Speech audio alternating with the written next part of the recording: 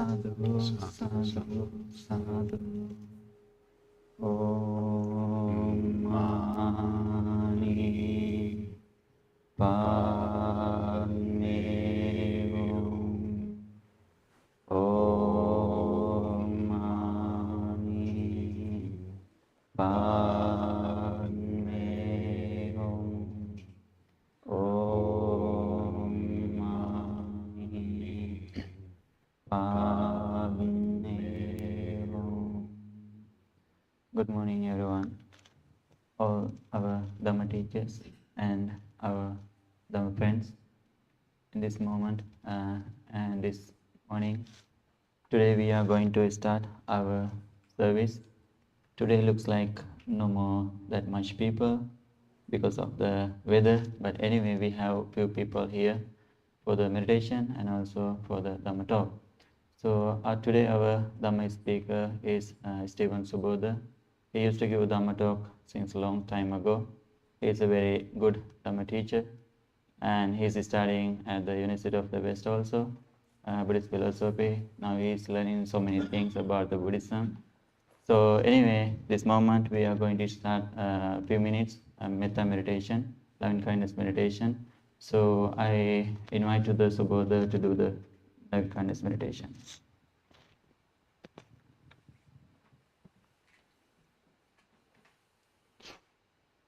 Let's get into a comfortable position.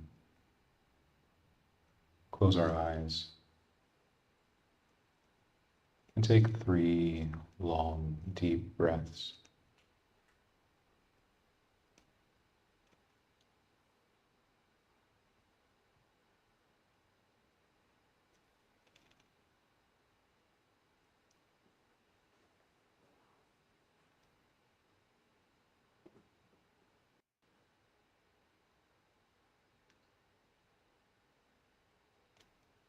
And now let us develop metta, goodwill, loving kindness, beginning with ourselves. This is a sincere wish, a wholesome desire for our true and lasting happiness. We might think to ourselves, may I be happy, may I be peaceful, may I be free from stress and pain, free from suffering. May I live with a heart and mind unburdened by greed, by aversion, by delusion. May I look after myself with ease. And then we extend our goodwill, our loving kindness to our family, our friends, our mentors and teachers and guides, those that we love, those that we admire, those that we respect. May they also be happy, peaceful, free from stress and pain, free from suffering. May they live with hearts and minds unburdened by greed, by aversion, by delusion. May they look after themselves with ease. And then we extend our goodwill, our loving kindness to our acquaintances, those that we like but don't know so well. May they also be happy, peaceful, free from stress and pain, free from suffering. May they live with hearts and minds unburdened by greed, by aversion, by delusion. May they look after themselves with ease. And then we extend our goodwill, our loving kindness to those that we have difficulty getting along with, those that we have difficulty admiring or respecting, even those that may call us enemy. May they also be happy, peaceful, free from stress and pain, free from suffering. May they live with hearts and minds unburdened by greed, by aversion, by delusion. May they look after themselves with ease. And so, in this spirit of admirable friendship with all beings, we extend our goodwill, our loving kindness, outward in all directions, in front of us, behind us, to the right and left of us, above and below, outward into infinity, to all sentient beings everywhere. May we all be happy. May we all be peaceful. May we all be free from stress and pain, free from suffering. May we all live with hearts and minds unburdened by greed, by aversion, by delusion. May we all look after ourselves with ease. And so now, with our hearts and minds uplifted with the metta that we have cultivated, let us turn our attention now to the breath. Ardent, alert, mindful, setting aside greed and distress with reference to the world. We breathe in, we breathe out, cognizant of the quality of the breath. As we breathe in, knowing if the breath is long or short, deep or shallow, heavy or light. And the same with the out-breath. We settle our attention, our awareness, in a place in the body where we feel the breath most easily, whether that be the tip of the nose, whether that be the chest or the stomach, the rise and fall of the shoulders. We bring our full awareness there.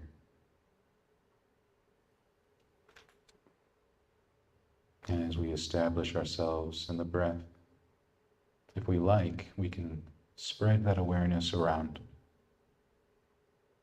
all the way up to the top of the head, all the way down to the tips of our toes, so that as we breathe in, as we breathe out, we are aware of the whole body breathing.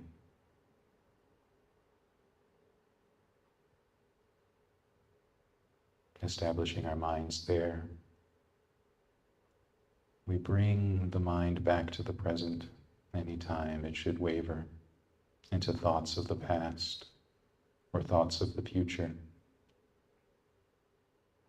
whether it gets caught up in fantasies or dread.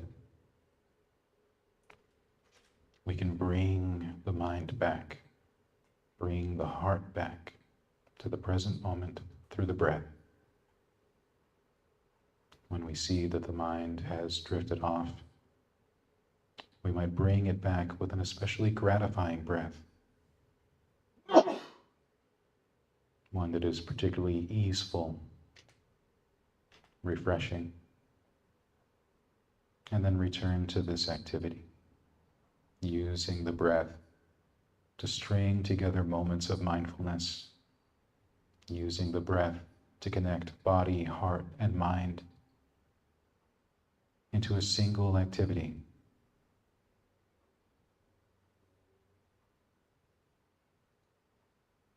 Letting everything else fall away so that we exist in what the Buddha called this fathom-long body. There's so much to explore here in the body, in the heart, in the mind, through the breath.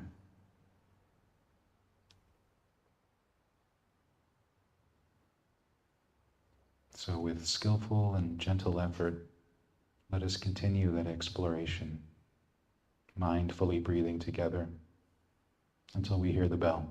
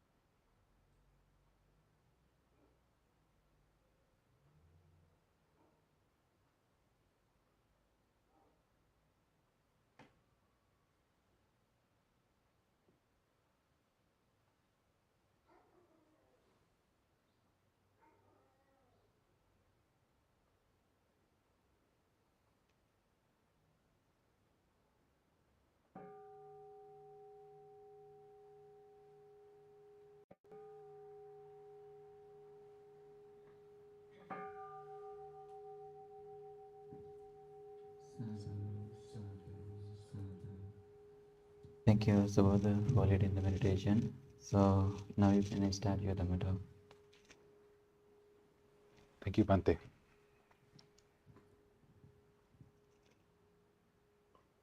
I pay homage to the Buddha. I pay homage to the Dhamma. I pay homage to the Sangha.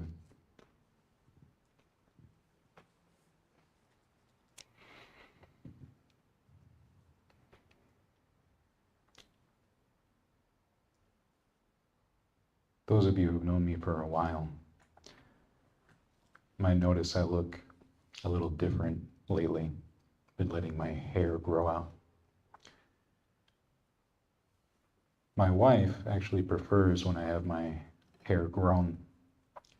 And wouldn't you know it, right where my wife's preferences and my laziness converge, there I am. But I also started letting my hair grow out because I turn 40 next month. And I suppose I wanted to let my hair grow out to assess the damage. I haven't seen my hair in a while, you know. I wanted to see how much gray had developed. Not as much as I thought, but more than before. And I wanted to see if my hair had thinned at all. And quite frankly, I don't think it's grown out enough to really know yet, but maybe. But, you know, speaking of assessing damage, I recently found out that my old university where I got my bachelor's now has their philosophy department set up on Instagram. You know, ooh, trendy. I'm sure that'll bring more students into Northridge. But I decided to follow it because, hey, you know, let's see what my alma mater is up to. Let's see what is happening in the philosophy department. And I saw that finally, they didn't have this when I was a student there. They now offer courses in Buddhist philosophy.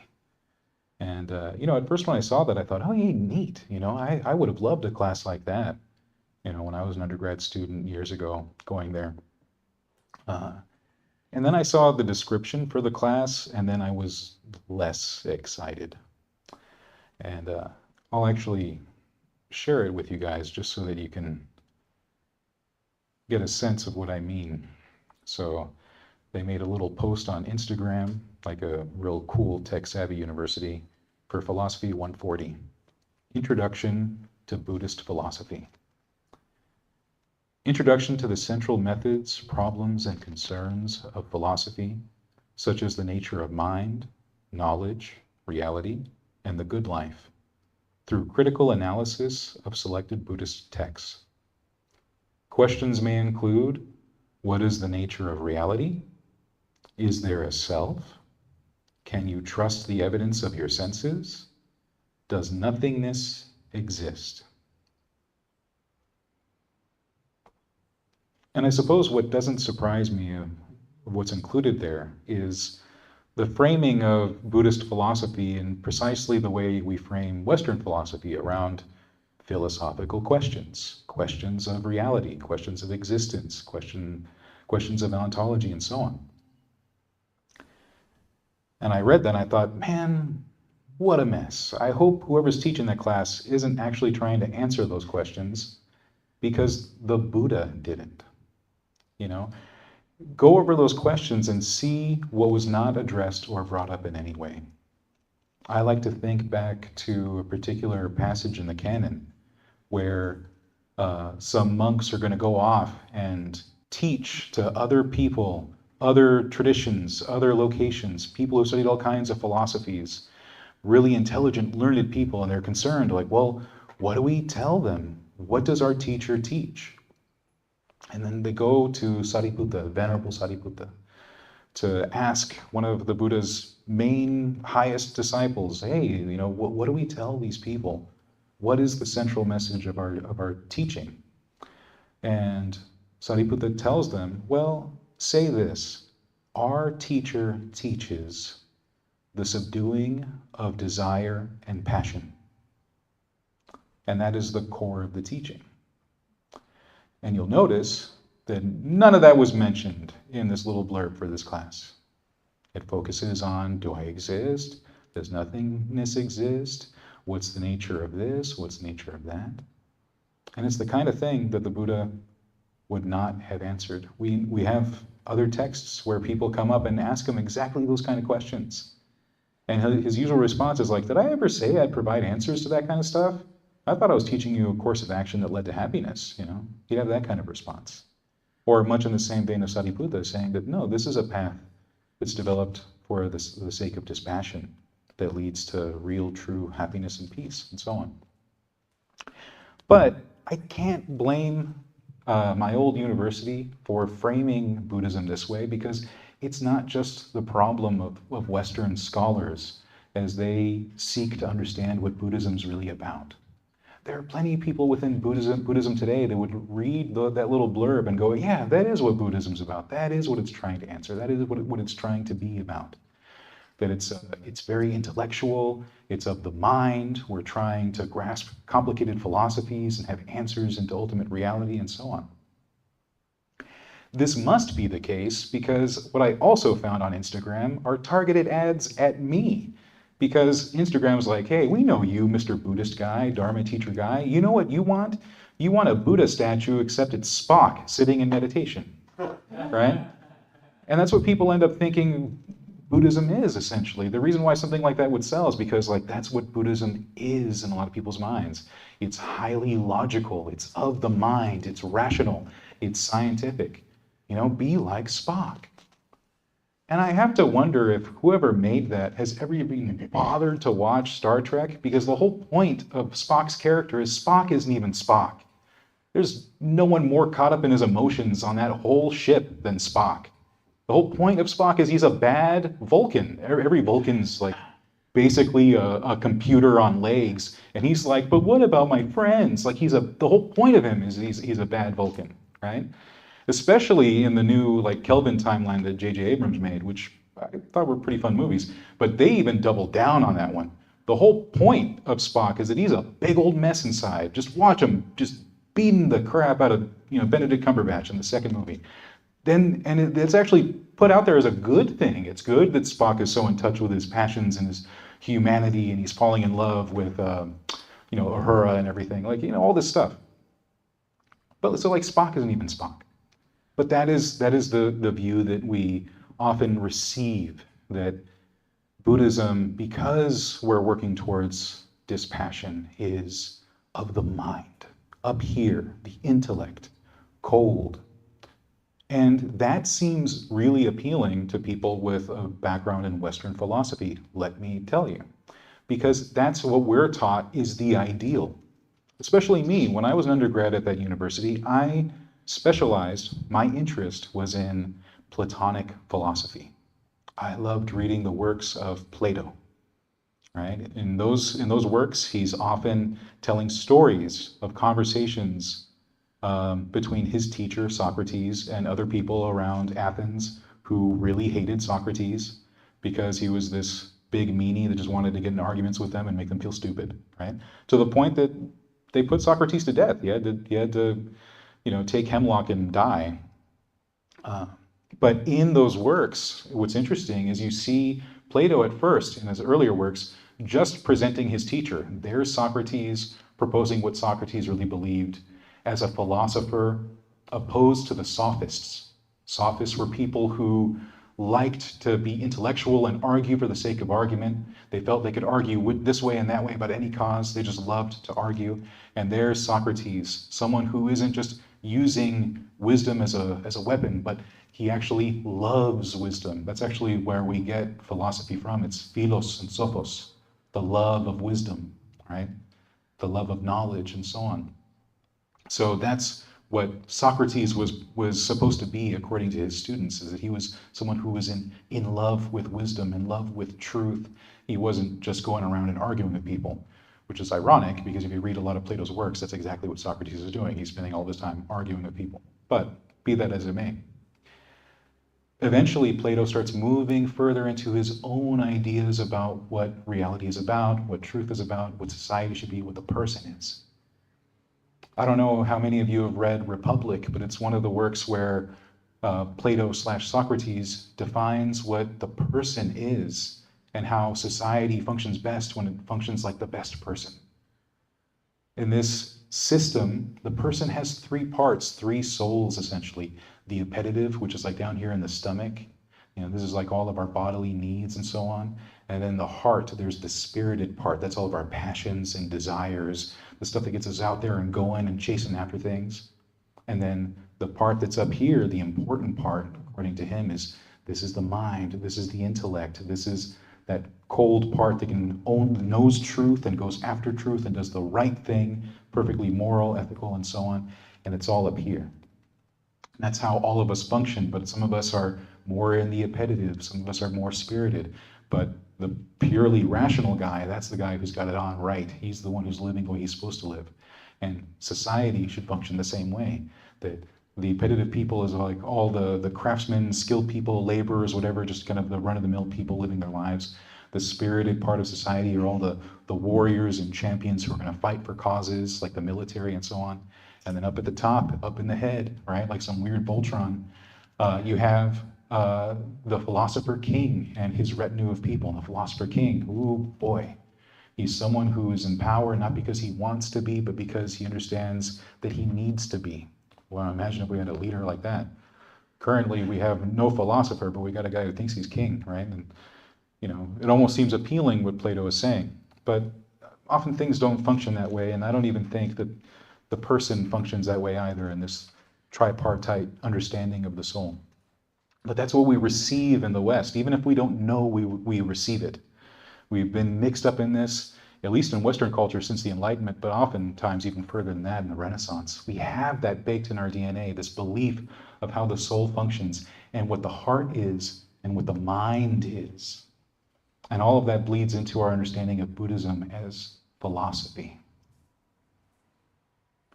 What I find really helpful to keep in mind are all the examples we have of the Buddha and his disciples essentially poo-pooing philosophy. Like, what a waste.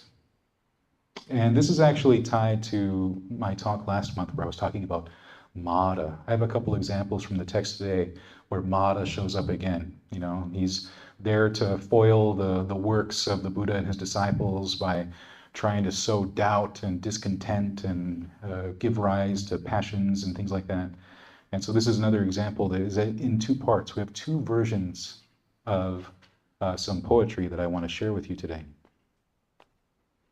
I think it's important because these are texts that involve nuns. And, we exist in a time and place where oftentimes we focus on the Buddha himself. We focus on people like Mahamoggallana and Sariputta and Ananda and all these other characters. And sometimes we forget that during the Buddha's lifetime, there was also a big, huge contingent of nuns and lay women as well. There were bhikkhuni and upasikas as well, right? So this is a bhikkhuni in the Therigatha, which is the poetry of the elder nuns. And this is Therigatha 7-2, Chala. And we start with Chala describing what she's doing. Having established mindfulness, a nun with developed faculties, I penetrated the peaceful state, stilling of fabrications, bliss. Then Mada comes in. For whose sake have you shaved your head? You look like a contemplative, but don't approve of a philosophy. So why are you wandering here, confused? And Chala says, outside philosophers place their confidence in views. They don't know the Dhamma. They're not adept in the Dhamma. But there is the awakened one, born in the Sakyan clan, a person without peer. He taught me the Dhamma for the transcending of views, stress, the co-arising of stress, the overcoming of stress, and the Noble Eightfold Path leading to the stillness of stress. Having heard his words, I dwell, delighting in his bidding. The three knowledges are attained. The Buddha's bidding done.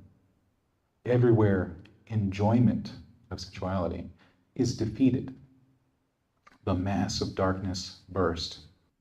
So know, evil one, end maker, that you have been struck down. And we have another version of the same conversation that's in the, this is SN58. This is the Sisupachala Sutta in the Samyutta Nikaya. And this conversation goes a little differently. So perhaps this version of the poem comes later and has been altered in some way. And we can look at the different meanings that emerge from it. Then Mara, the evil one, approached her and said, "Whose philosophy do you approve of, nun?" "I don't approve of anyone's philosophy, my friend." Mara, for whose sake have you shaved your head? You look like a contemplative, but don't approve of a philosophy. So why are you wandering here? And then the sister says, outside philosophers place their confidence in views. I don't approve of their teaching. They're not adept in the Dhamma. But there is the awakened one born in the Sakyan clan, a person without peer, all-conquering, Mara's subduer, everywhere undefeated, everywhere freed, independent, endowed with an eye all-seeing, reaching the end of all karma, with the ending of acquisitions released. He, that blessed one, is my teacher. It's in his Dhamma that I delight. Then Mara, the evil one, sad and dejected, at realizing Sisupachala, the nun, knows me, vanished right there.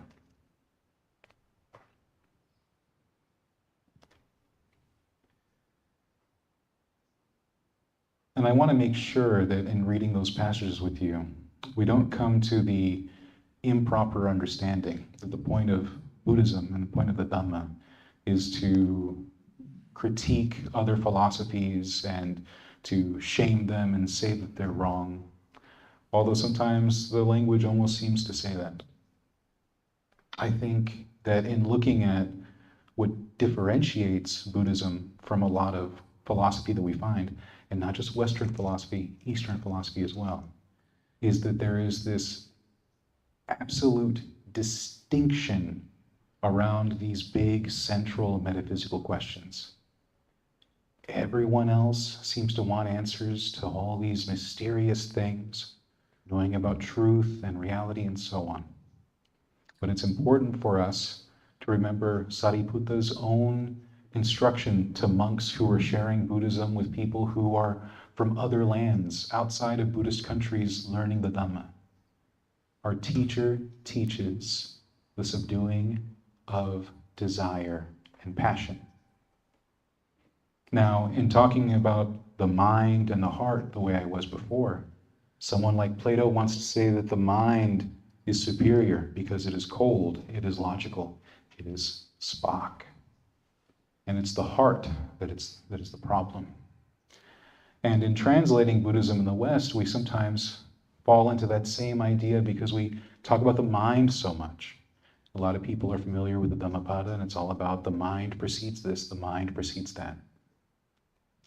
But the thing is that Chitta, which refers to mind, also refers to heart. And something happens when you start approaching the discourses and other Buddhist teachings with that in mind. It takes some time, and instead of focusing on mind, focus on heart. And when you see Chitta and other references to that, think of it in terms of the heart. And you, maybe like me, will see that all of Buddhism really comes down to the heart and not the mind. Certainly not the brain and not the intellect. It's the heart that matters most. Oftentimes we want to run away from the heart because we know that it's the source of passion. But we forget in doing so that the heart is also the source of compassion and dispassion. That's also where we find it there, in our hearts. So I would suggest for all of us, and man, if I had a chance to talk to those students taking that class, take your focus away from your head and down into your heart. That's what we're examining, and that's what we're looking to conquer through the Buddha's Eightfold Path. Conquer not by repression like the Vulcans, pretending like we don't have feelings, but coming to true understanding of our hearts individually. Each one of us is on our own path in the Dhamma. Each one of us has our own hearts with its light and shadow, mixture of good and bad, kusala, akusala. And we need to make sure that when we center our practice in our heart, we're recognizing that the heart is also the source of our skillfulness, not just our unskillfulness, not just the source of our passion, but the source of our dispassion. And all the other questions, all the other concerns that people have about how the universe works become so much less important when you have a heart-centered path rather than an intellect-centered path. I'm reminded of this one quote from Rabindranath Tagore. Sorry, I'm too used to the anglicized, Rabindranath Tagore, that guy? But he's a Bangladesh sort of polymath. He was involved in everything, but an amazing poet and a writer. And Rabindranath had this one famous quote that isn't shared around enough. I'm gonna have to paraphrase it because I don't remember it exactly, but the idea is that the mind, all intellect, is like a knife, all blade. It bleeds the hand that holds it. And so that is the mistake that we might make as well if we think that we are in the work of being purely intellectual, residing only in the mind. You'll notice that when I instruct in meditation, I'm always pointing at the fact that the breath we use in meditation connects the mind with the body and the heart. That's the real work of concentration. We have that word concentration in the West, and concentration is something you do when you're preparing for a math test. It's a bad word for what we're talking about in samadhi. Much better to think of it as unification, bringing together. We're bringing together our body, heart, and mind in concentration in samadhi. But primarily our heart. Our hearts are used to going without our attention and intention. Our hearts are used to kind of having the lay of the land and control of it all because we're up here in our minds thinking that's where the problem is, not realizing that it's our hearts, our various passions pulling us one way and the other. And we forget that the same source of our problems is the source of our release, right there in the heart.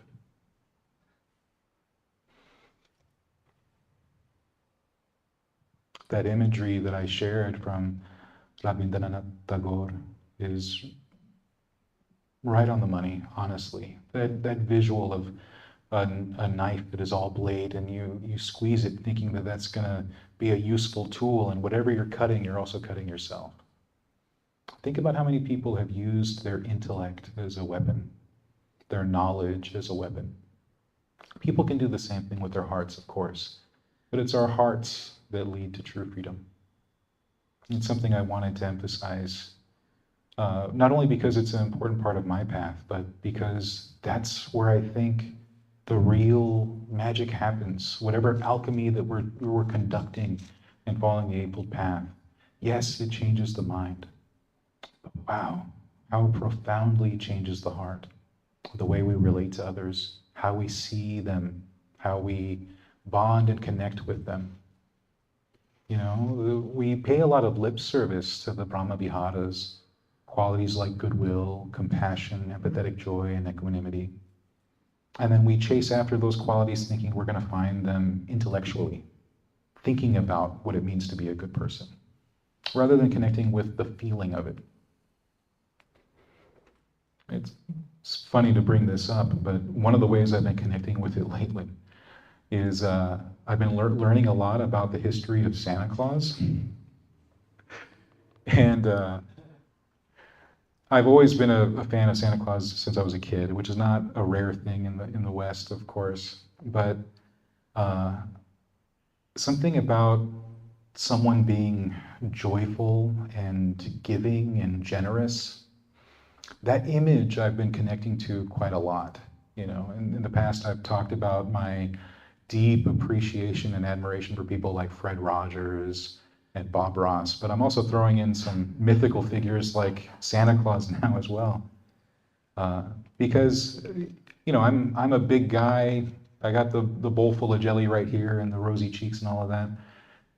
And I want to connect to that energy, to be that kind of person that gives that sense of calm and peace, but also joy to others through generosity.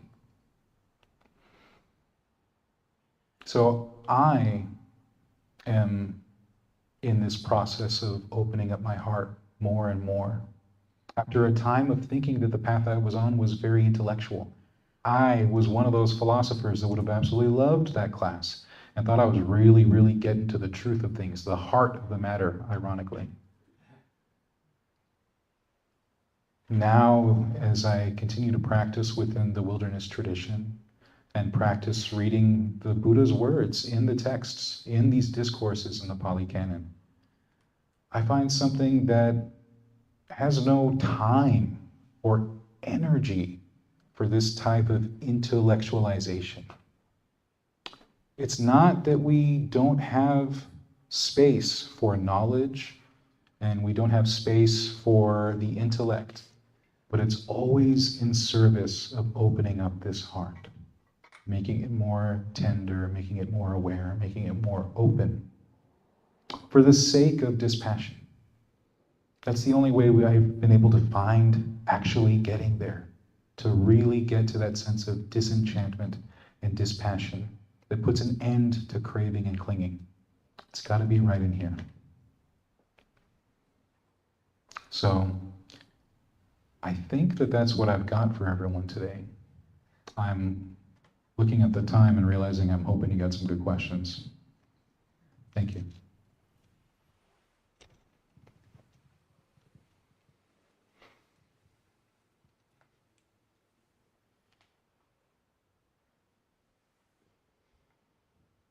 Paul? I'm so grateful to be here today. And this is magnificent, what you shared. The business of non-involvement with life as a strategy is lionized in so many traditions. And appreciate it. Oh, look at that guy, he never did anything. Oh, that's so beautiful. I want to never do anything. Because of just the outrage, the fear of being hurt by life. And practice that's gaining some skill with it is a great idea. Your talk was magnificent. I'm overjoyed. We live in a world where hurt people are hurting people. That's my simple way to look at it. And the alleviation of suffering is a worthwhile thing to be about. And I feel the future of the world is bright when people such as yourself are moving in this direction and expressing this wisdom so that people don't have to be afraid of life and they can believe that life can be lived well. So thank you so very much. Thank you for sharing that, Paul. Something that you said about inaction also reminded me of this conversation that we've had both East and West over centuries now, since the 1700s, 1800s. And, that Western misapprehension that, the East is passive and the West is active. And that extends not only to personality, but also religion, philosophy, and so on. And that's the way Christianity has been framed versus other religions like Buddhism and Hinduism and so on. And in the Buddha's lifetime, there were religious traditions that were teaching exactly that it was about being passive, about not taking action, that all actions led to suffering and stress and pain. And so the best thing to do was to do nothing, right? Those are the Niganthas, the Jains, during the Buddha's lifetime.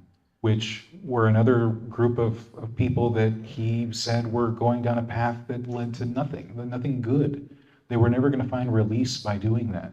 These were people that would try to do as little as possible to such an extreme extent that they would eventually go off into the woods and ceremonially starve themselves to death as their final triumphant act of no action by doing nothing, including not taking in any water or food until they fell over dead. And that's how they thought that they were going to get rid of their bad karma and achieve liberation, by acts like that, or rather non-actions like that. Whereas what the Buddha has laid out for us is exactly that, a path of action. The whole Eightfold Path is about what we're thinking, what we're doing, what we're saying. And when we view it that way, in light of what I've already been talking about, and in light of what our heart propels us to do as the source of our perceptions and the source of our intentions, we can see how this path can truly lead to the ending of craving and clinging and lead to a happiness that is outside of time, outside of space. Yeah, thank you for your comments, Paul. Anything else? Yes?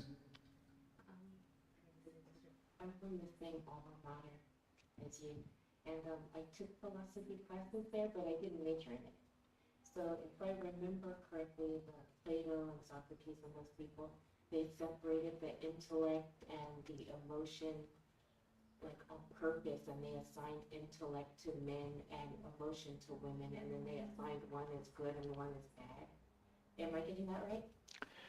That's certainly one way we can talk about it. I don't think you're off the mark. I think that in much the same way we're talking about like Western active, Eastern passive, that's that whole misunderstanding of like yin and yang and things like that as well, which oftentimes those Greek philosophers were pretty harsh in their assessment of women and their capabilities, right?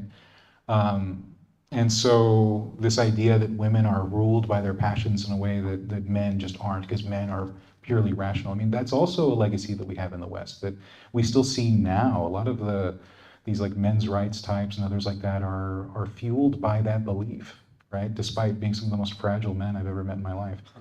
But it's true that there is this view. Yeah. Consider this like heaven, intellect is heaven, and then emotions and the body is, just like the lowest of below. I think that philosophy kind of laid things out like that. And so, I don't know, I was asking because you majored in it, and I just kind of wondered, I'm like, oh, that's really nice that you mentioned that, and I wondered if you chose the female Buddhist nuns' poetry on purpose because of that, or was that just a cool coincidence? A little bit of both. No, I do think that I like sharing those stories precisely because they're not shared often. So I do like to pull from the Therigatha and other texts that reference women in discipleship with the Buddha, that they were fully capable of reaching Nibbana. Like the reason why it's called the Therigatha is because these are the elders. These are elder nuns. Each one of them in these poems is revealing how they followed the Eightfold Path all the way to its end. These are fully liberated, fully enlightened women, right? So I think it's important to also share their voices. I've never heard of it. Oh, wow. If I can find a copy, I'll bring it around next time. Yeah. Anything else? Yeah. I noticed, I listened to your talk on Mara last month, right? When you mentioned it today. But I noticed, in piggybacking off her comment, right? I noticed that Mara is always depicted as a woman, as like somebody trying to, like a temptress, right? I noticed in a lot of the texts, some of the texts, not all of it, but some. Mara is like depicted as this woman trying to persuade a bhikkhu, and I'm just a little confused by that because it also, like, if we think about perception and we think about concentration and things like that, and is like the woman actually the temptress, or is it the actual perception of the person, right? So that's, I don't think I have a question, but I just wanted to bring that up. I don't know if this will make you feel better, but Mada takes on all kinds of forms. And so sometimes he shows up as like a monastic from another tradition to like question a bhikkhu and fill him with doubt. Sometimes he shows up as a family member or someone close to like make them feel like they need to leave their renunciation and return to their family and so on. Like there are all kinds of ways that Mada might manifest. In fact, I would say that if you look at the 5 hindrances, those are ways that we might see Mada manifest before someone. You know, to give rise to thoughts of sensuality, to give rise to thoughts of ill will, to give rise to thoughts of sloth and torpor, restlessness and anxiety, things like that. The example you're talking about, I think specifically, I might be wrong, but there's a really popular version of the story of the Buddha's night of his awakening where Mada's daughters appear. And they're precisely that. They're trying to like dance around and gyrate and kind of shake their stuff at him to see if that gets a rise out of him. And it doesn't, you know, that's the whole point. But just like in this story that I shared about this particular elder nun, you know, he's not coming around to tempt in that way. He's sowing doubt, right? So it's like, look at you. Like, you don't believe in anything? Then what are you even doing out here? And the nun's saying like, no, I believe in a way that actually helps me because it's about what I'm doing and how I'm practicing. It's not what the Buddha would call a thicket of views, not getting wise for the sake of argument or for even just being a beautiful speaker, you know, to have nice words that you can string together, but practicing for the sake of dispassion. And that means that any knowledge, wisdom, intellect is in service of that as well. So it's not in Buddhism that we don't have views, or in other words, philosophies, but they're always instrumental. It's not so important whether they're true in the capital T sense that's in Western philosophy, but rather how we apply it and what that application leads us to. And Mada can show up like that, as someone who sows doubt in that process. Like, look at you, just sitting there, following your breath. You really think this is going to do something? You really think this is going to help? Have you seen a difference? What about yesterday when you know, and like that's how Mada talks to us, right? Whispers at us. The difference you'll notice is that when Mada actually appears as a person that they're talking to in the canon, it's when someone has their Dhamma eye open. It's at that point they're like, I see you, Mada. Because before that, they probably didn't see Mada. They saw their brother, their sister, another person on the street, or it was just a voice in their head that they confused as their own voice. You talking to you about why you shouldn't follow the path, right? And if we look at it that way, then it becomes far more interesting because we see that when someone actually has their Dhamma eye open, they've actually had that taste of the deathless, they no longer have that sense of I-making or my-making in reference to the 5 aggregates. That means they're no longer caught up in identifying themselves with form, feeling, perception, fabrication, consciousness. And it's at that point they're like, I see you, Mada. Because that's where Mada hides, in those things and in the world, right? If we look at it that way, through that lens. So again, like I said, I don't know if that makes you feel better, but Mada as death personified is life trying to beat us down when we're trying to transcend through this path that we have, right? To find true peace and happiness in this path. We live in a world that does not support it, doesn't want it for us. And does that mean that Mada is really out there like some boogeyman? It doesn't need to be, because the world is already doing it one way or the other, whether or not Mada actually exists. Life itself, if we let it, can defeat us. Monks become defeated, usually through sensuality. You think it's bad when Mada shows up as a gyrating woman doing some belly dancing or whatever. There are cases in, like, especially Divinia, where like some guy gets attracted to a monkey in the forest, like, because he's out there desperate, you know, and he just sees a monkey kind of moving around asking for food, and he's like, maybe, you know, like there's those kind of stories. So people can be pulled from the path for any number of reasons, right? Which is why we are vigilantly watching the heart, watching the mind. That's why we sit down and meditate anyway, to slow things down and observe. Because whether or not it's mada, we certainly are in our own way, right? Through the hindrances, through defilements, through effluence and things like that. Which is not, again, to say that the heart is bad. It's just that the heart is a mixture, light and shadow. And it's our job to illuminate the heart so the shadows are cast away. Right? Just like a candle fills up a whole room with light and all the shadows recede into the corners. And if that light shines bright enough, even those corners, right, those shadows go away. That's what we're doing in our own hearts, illuminating our hearts, illuminating our minds. Right? So, yeah. Yeah.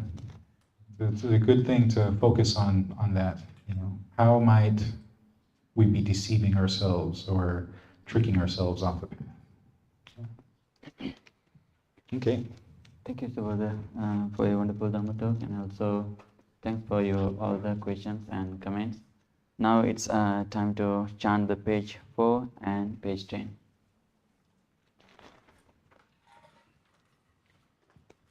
Om Mani Padme Hum. Om Mani Padme Hum. Om Mani Padme Hum.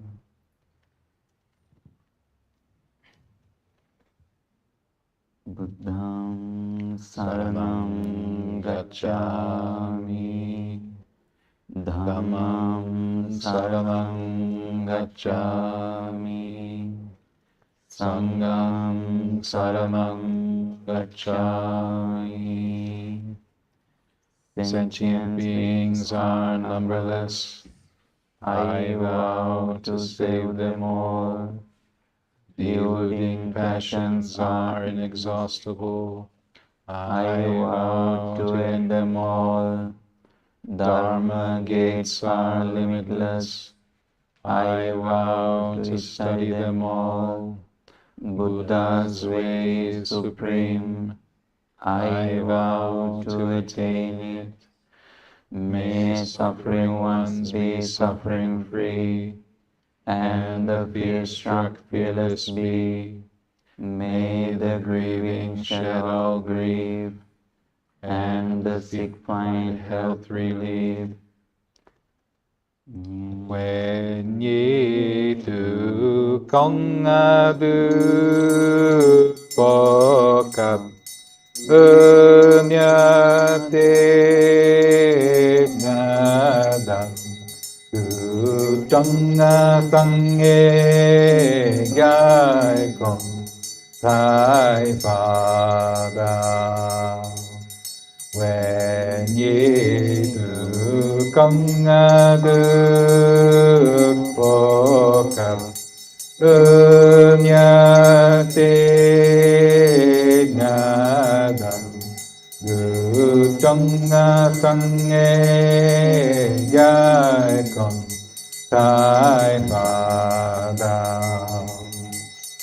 When ye tu công đức phổ cập ơn nhật thế nga đẳng ngự trong tăng nghe gai còn thái phà đạo.